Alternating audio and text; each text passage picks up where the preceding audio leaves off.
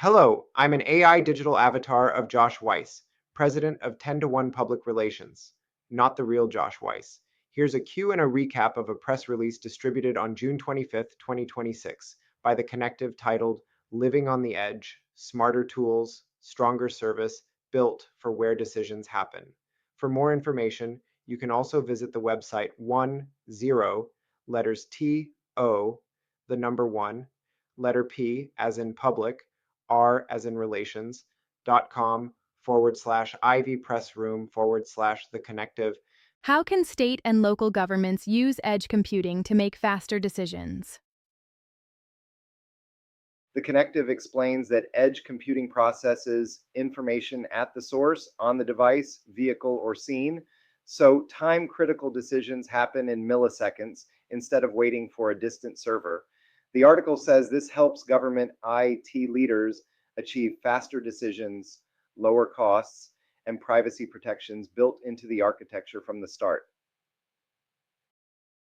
What is the difference between edge computing and cloud computing in government operations?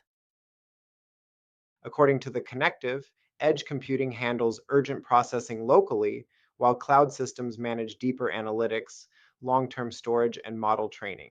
The article describes this hybrid model as a way to keep centralized systems informed while improving speed in the field. How does edge computing improve public safety response? The connective says body-worn cameras with integrated edge AI can analyze events locally and send audio alerts directly to an officer's earpiece without routing every frame to a precinct server. That reduces latency and transmission overhead while still sending relevant event data to central command. What technologies are transforming emergency medical response in the field?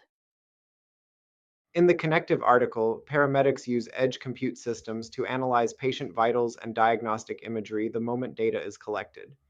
The system can cross-reference a locally cached medical history to flag possible drug interactions or allergic reactions before the ambulance reaches the hospital. How can agencies serve residents in areas with inconsistent connectivity? The connective points to offline first mobile applications that let social services workers document cases, access records, and process requests locally, then sync data when a connection becomes available. This supports continuous service delivery for residents regardless of where they live. What solutions improve disaster response when connectivity is limited? The connective highlights drones with on-device computer vision that help emergency management teams identify victims and assess conditions in real time during wildfire and earthquake responses.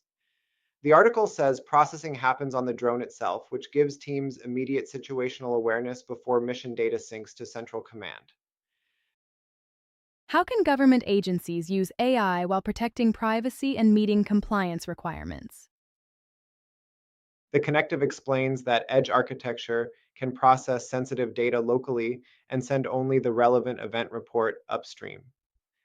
The article gives the example of a city camera detecting an event without transmitting license plates or facial images to a central database.